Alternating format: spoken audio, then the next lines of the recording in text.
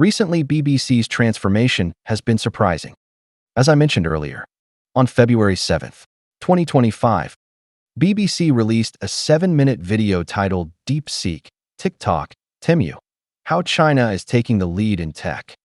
The video highlighted China's leading position in technology.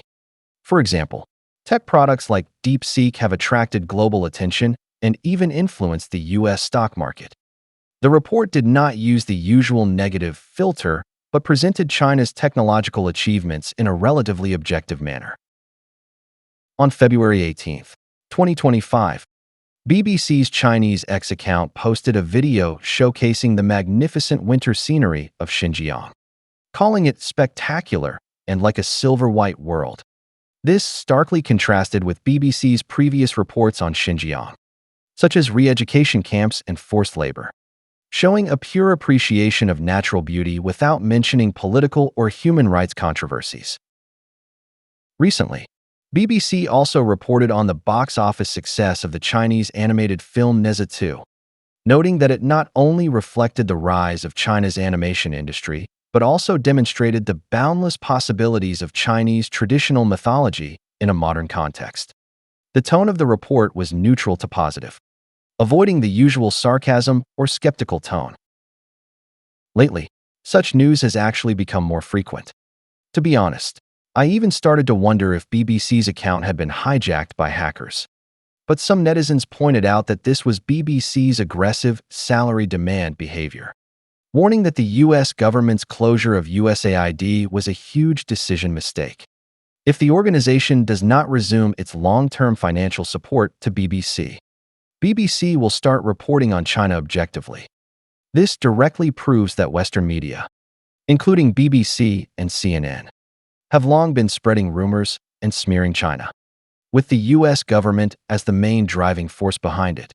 It is precisely because of this funding that Western media are willing to abandon the objectivity of news reporting and frantically fabricate fake news about China. However, some people pointed out that USAID's financial support to BBC only accounts for less than 8% of BBC's operating costs, not enough to drive BBC into such frenzy.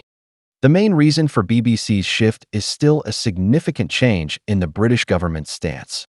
The root cause being that after Trump returned to the White House, America First policies and blackmailing allies became the norm, facing the insatiable greed of the US government. Britain and other European countries must carefully consider the cost of continuing to support the US against China, rather than unilaterally paying for the US and being constantly extorted and intimidated. It is better to proactively improve diplomatic relations with China to avoid retaliation from China. Canada is a typical example. To cooperate with the US in the trade war against China, Canada imposed tariffs on Chinese goods, simultaneously arresting Meng Wanzhou to cheer for the US tech war. However, Canada's efforts did not earn the slightest gratitude from Americans, instead becoming a target for annexation by Americans. Trump repeatedly demanded publicly that Canada join the US as the 51st state. Otherwise, it would face severe tariff sanctions and trade retaliation. He also repeatedly called former Canadian Prime Minister Trudeau the governor of the state of Canada, openly insulting Canada's national dignity in front of global media. Americans issued severe tariff threats to Canada, plunging Canada into a dilemma. At the same time, Canada suffered retaliatory sanctions from China due to its unfriendly actions toward China, with many goods subjected to additional tariffs.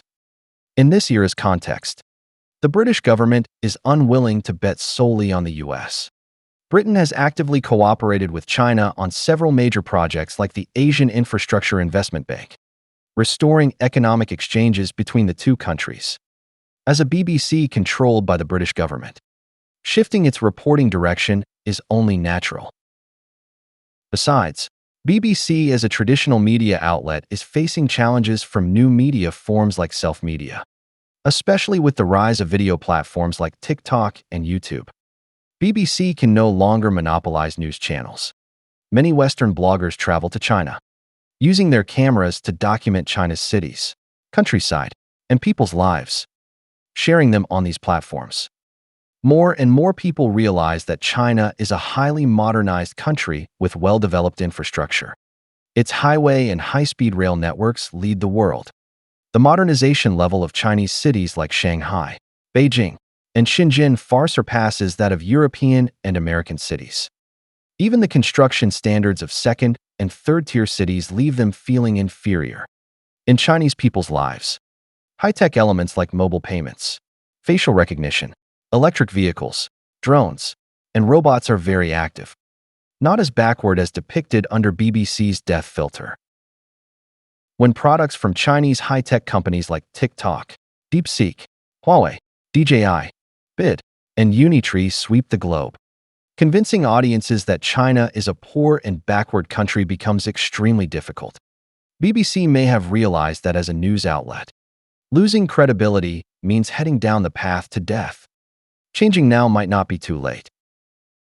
But the international situation is ever-changing. Facing a news organization that once fabricated stories without any bottom line for money, we cannot hold overly high expectations. Striving to improve ourselves, develop our economy and technology, and enhance people's livelihoods is the right path. As for what BBC chooses to report, that is its own business. Chinese people need not care too much.